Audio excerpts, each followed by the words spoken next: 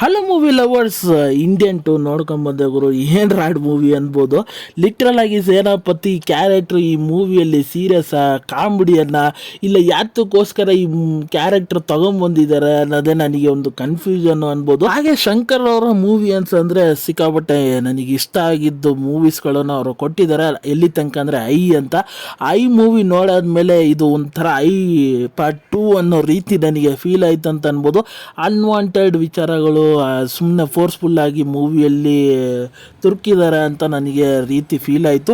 ಹಾಗೆ ಫುಲ್ಲು ರಿವ್ಯೂಯಲ್ಲಿ ನಿಮಗೆ ತಿಳಿಸ್ಕೊಡ್ತೀನಿ ಏನೇನು ನನಗೆ ಇಷ್ಟ ಆಯಿತು, ಏನೇನು ಕಷ್ಟ ಆಯಿತು ಅಂತ. ರಿವ್ಯೂಗಿಂತ ಮುಂಚೆ ಈ ರಿವ್ಯೂ ನಿಮ್ಗೆ ಆನಷ್ಟು ಅನಿಸ್ರೆ ಈ ವಿಡಿಯೋ ಇಷ್ಟ ಆಯಿತು ಅಂದರೆ ವಿಡಿಯೋಗೊಂದು ಲೈಕ್ ಮಾಡಿ, ಆಗ ನನ್ನ ಚಾನಲ್ನ ಸಬ್ಸ್ಕ್ರೈಬ್ ಮಾಡಿ ಮತ್ತು ಬೆಲ್ ನೋಟಿಫಿಕೇಷನ್ ಆನ್ ಮಾಡಿ. ಮರಿದ ನನ್ನ ಸೋಷಿಯಲ್ ಮೀಡಿಯಾ ಪ್ಲ್ಯಾಟ್ಫಾರ್ಮಲ್ಲಿ ಫಾಲೋ ಮಾಡಿ, ಲಿಂಕ್ನ ಡಿಸ್ಕ್ರಿಪ್ಷನಲ್ಲಿ ಕೊಟ್ಟಿರ್ತೀನಿ. ಈಗ ಮೂವಿಯ ಒನ್ಲೈನರ್ ಸ್ಟೋರಿ ವಿಚಾರಕ್ಕೆ ಬಂದರೆ, ಒಂದು 4 ಜನ ಯೂತರು ಅವರು ಒಂದು ಕರಪ್ಷನ್ಸ್ಗಳು ಎಲ್ಲೆಲ್ಲಿ ಮಾಡ್ತಾ ಇರ್ತಾರೋ ಅದನ್ನು ವೀಡಿಯೋ ತೆಗೆದು ಯೂಟ್ಯೂಬಲ್ಲಿ ಅವರಾದ ವೇಸ್ಗಳಲ್ಲಿ ಅದನ್ನು ಅಪ್ಲೋಡ್ ಮಾಡಿ ಜನರ ಮುಂದೆ ತರ್ತಾ ಇರ್ತಾರೆ ಅಂತ ಅನ್ಬೋದು. ಆದರೆ ಇದೆಲ್ಲ ಸಾಕಾಗಲ್ಲ, ಏನಾರ ನಾವು ಬೇರೆ ಇಂಪ್ಯಾಕ್ಟ್ ಮಾಡಬೇಕು, ಈ ಕರಪ್ಷನ್ಸ್ಗಳನ್ನು ನಮ್ಮ ಇಂಡಿಯಾದಿಂದ ತೊಲಗಿಸ್ಬೇಕು ಅನ್ನೋದು ಯೋಚನೆಯಲ್ಲಿ ಕಮ್ ಬ್ಯಾಕ್ ಇಂಡಿಯನ್ ಅನ್ನೋ ಒಂದು ಮೂಮೆಂಟ್ನ ತರ್ತಾರೆ ಆ 4 ಜನ ಹುಡುಗರು. ಅದು ಎಷ್ಟು ಮಟ್ಟಿಗೆ ಸಕ್ಸಸ್ಫುಲ್ ಆಗುತ್ತೆ, ನಮ್ಮ ಸೇನಾಪತಿ ತಾತ ರಿಟರ್ನ್ ಬರ್ತಾರ, ಆದರೆ ಏನು ಮೂವಿಯಲ್ಲಿ ಟ್ವಿಸ್ಟ್ ಆ್ಯಂಡ್ ಟರ್ನ್ಸ್ಗಳು ನಡೆಯುತ್ತೆ ಅನ್ನೋದನ್ನೆಲ್ಲ ನೀವು ತಿಳ್ಕೊಬೇಕಾದ್ರೆ ಈ ಮೂವಿನ ಹೋಗಿ ನೋಡಬೇಕು. ಮೂವಿಯ ಡ್ಯೂರೇಷನ್ ವಿಚಾರಕ್ಕೆ ಬಂದರೆ 2 hours 55 minutes ಇದೆ ಅಂತ ಅನ್ಬೋದು. ಹಾಗೆ ನೀವು ಆ ಮೂವಿಯ ರಾಡ್ ಹಾಸ್ಕೊಳ್ಳೋಕ್ಕೆ ಆಗ ಕ್ರಿಂಜ್ಗಳನ್ನೆಲ್ಲ ಎಂಜಾಯ್ ಮಾಡ್ತೀರಾ ಅಂದರೆ ರೆಡಿಯಾಗಿ ಹೋಗಿರಿ, ನೀವು 3 hour ಎಂಜಾಯ್ ಮಾಡ್ತೀರಾ ಅಂತ ಅನ್ಬೋದು. ಮೂವಿ ವಿಚಾರಕ್ಕೆ ಬಂದರೆ ಮೂವಿ ಸ್ಟಾರ್ಟಿಂಗ್ 20 minutes ನಿಮಗೆ ಕ್ಯಾರೆಕ್ಟರ್ ಬಿಲ್ಡಪ್ ಮಾಡೋ ವಿಧಾನದಲ್ಲಿ, ಹಾಗೆ ಸ್ಟೋರಿ ಆ ಪ್ಲಾಟ್ ಲೈನಿಗೆ ತೊಗೊಂಬರೋದ್ರಲ್ಲಿ ಆ ಸ್ಟೋರಿನ ಗ್ರಿಪ್ ಆಗಿ ತೊಗೊಂಡು ಹೋಗ್ತಾರೆ ಅಂತ ಅನ್ಬೋದು. ಅದು ಲಿಟ್ರಲ್ ಆಗಿ ಎಂಗೇಜಿಂಗ್ ಆಗೋ ಮಾಡುತ್ತೆ, ಎಮೋಷ್ನಲ್ ಆಗೋ ಕ್ಯಾರಿ ಮಾಡುತ್ತೆ ಅಂತ ಅನ್ಬೋದು. ಆದರೆ ಅಲ್ಲಿಂದ ಮೂವಿ ಎಲ್ಲಿ ನನ್ನ ಸೇನಾಪತಿ ತಾತ ಎಂಟ್ರಿ ಕೊಡ್ತಾರಲ್ಲ, ಅಲ್ಲಿಂದ ಮೂವಿ ಒಂದು ಕ್ರೀನ್ ಸ್ಟಾರ್ಟ್ ಆಗುತ್ತೆ ಅಂತ ಅನ್ಬೋದು. ಆ ಪ್ರತಿಯೊಂದು ಒಂದು ಅವರ ಸಿಗ್ನೇಚರ್ ಒಂದು ಮೂಮೆಂಟ್ ಇದೆ ನೋಡಿ, ಆ ಸಿಗ್ನೇಚರ್ ಮೂಮೆಂಟ್ಸ್ಗೂ ಒಂದು ಡೈಲಾಗ್ಸ್ಗಳು ಅಲ್ಲಿ ಮಿಯಾವ್ ಗಿಯಾವ್ ಅಂತ ಹೇಳ್ಕೊಂಡು ಅರ್ಧ ಮೂವಿನ ಓಡಿಸ್ತಾರೆ ಅಂತ ಅನ್ಬೋದು. ಯಾತಕ್ಕಾರ ಇವರು ಹಿಂಗೆ ಮಾಡ್ತಾರೆ ಅನ್ನೋ ರೀತಿ ನಮಗೆ ನಗು ಬರ್ಸುತ್ತೆ ಅಂತ ಅನ್ಬೋದು. ಅದೇ ಸಮಯದಲ್ಲಿ ಮೂವಿಯಲ್ಲಿ ಒಂದು 2 ಟ್ರ್ಯಾಕ್ ಹೋಗ್ತಾ ಇರುತ್ತೆ. ಒಂದು ಆ 4 ಜನ ಯೂಟ್ಯೂಬರ್ ಹುಡುಗರು, ಇನ್ನೊಂದು ನಮ್ಮ ಸೇನಾಪತಿ ತಾತ. ಇವರಿಬ್ಬರ ಟ್ರ್ಯಾಕ್ ನೋಡೋದಕ್ಕೆ ಚೆನ್ನಾಗಿರುತ್ತೆ, ಆದರೆ ಒಂದು ಕಡೆ ಫನ್ನಿಯಾಗೂ ಅನಿಸುತ್ತೆ. ಮೂವಿಯಲ್ಲಿ ಏನೇನೋ ಅನ್ವಾಂಟೆಡ್ ವಿಚಾರಗಳು ನಡೀತಾ ಇರುತ್ತೆ, ಯಾಕಾರ ಈ ವಿಚಾರಗಳು ನಡೀತಾ ಇದೆ ಅನ್ನೋದನ್ನ ನಮಗೆ ಕ್ಲಾರಿಟಿ ಇರಲ್ಲ ಅಂತ ಅನ್ಬೋದು. ಅದರಲ್ಲಿ ಇನ್ನೊಂದು ವಿಚಾರ ಫನ್ನಿ ಅನಿಸಿದೆ ಅಂದರೆ, ನಮ್ಮ ಸೇನಾಪತಿ ತಾತ ಕರಪ್ಷನ್ ಮಾಡೋರ್ನೆಲ್ಲ ಸಾಯಿಸ್ತಾ ಇರ್ತಾರೆ, ಅವರೇ ಒಂದು ಎಕ್ಸ್ಪ್ಲನೇಷನ್ ಕೊಡ್ತಾರೆ, ಅದನ್ನು ಅವರೇ ಜಸ್ಟಿಫೈ ಮಾಡ್ತಾರೆ. ಅದು ನಿಜವಾಗಿ ನನಗೆ ಫನ್ನಿಯಾಗಿ ಅನಿಸಿದೆ ಅಂತ ಅನ್ಬೋದು. ಹಾಗೆ ಆ ಇಂಟರ್ವಲ್ ಬ್ಲಾಂಕ್ ಮಾತ್ರ ಲಿಟ್ರಲ್ ಆಗಿ ಡಿಸಾಸ್ಟರ್ ಅಂತ ಹೇಳ್ತೀನಿ.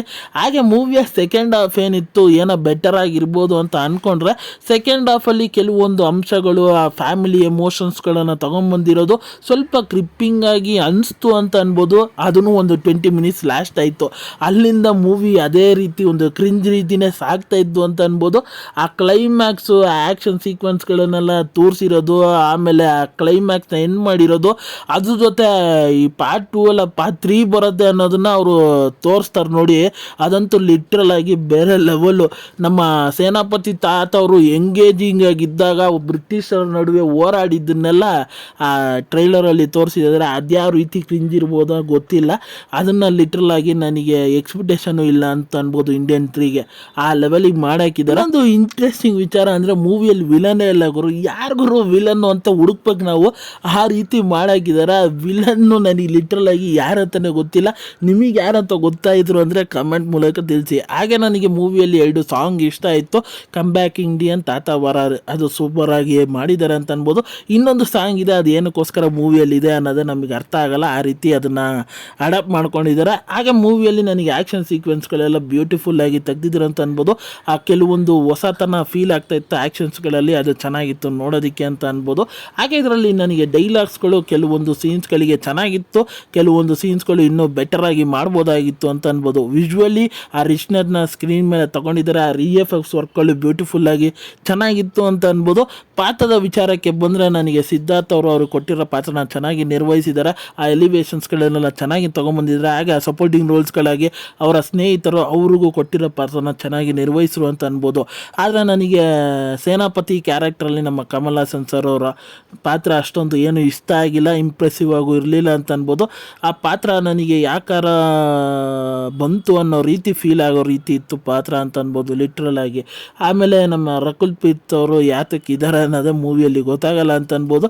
ಅವರಿಗೆ ಸುಮ್ಮನೆ ಹೀರೋಯಿನ್ ಬೇಕಲ್ಲ ಅಂತ ಮೂವಿಯಲ್ಲಿ ಇಟ್ಟಂಗೆ ಫೀಲ್ ಆಯಿತು. ಹಾಗೆ ಮೂವಿ ನನಗೆ ಓವರಾಲ್ ಆಗಿ ಖಂಡಿತ ನೋಡಬೇಕು ಅಂತ ನಾನು ಯಾರಿಗೂ ಸಜೆಸ್ಟ್ ಮಾಡಲ್ಲ. ಹಾಗೆ ಈ ಮೂವಿಗೆ ನನ್ನ ರೇಟಿಂಗ್ ವಿಚಾರಕ್ಕೆ ಬಂದರೆ ನಾನು 5ಗೆ 1.5 ಸ್ಟಾರ್ ಕೊಡ್ತೀನಿ ಅಂತ ಅನ್ಬೋದು.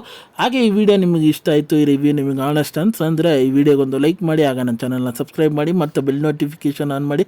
ನಿಮ್ಮ ಅನಿಸಿಕೆ ಅಭಿಪ್ರಾಯ ಏನೇ ಇದ್ದರೂ ಕಮೆಂಟ್ ಮೂಲಕ ತಿಳಿಸ್ಬೋದು. ಈ ವಿಡಿಯೋ ಇಷ್ಟ ಆಯಿತು ಅಂದರೆ ಎಲ್ಲರಿಗೂ ಶೇರ್ ಮಾಡಿ. ಮತ್ತು ಮುಂದಿನ ವಿಡಿಯೋದಲ್ಲಿ ಸಿಗ್ತೀನಿ.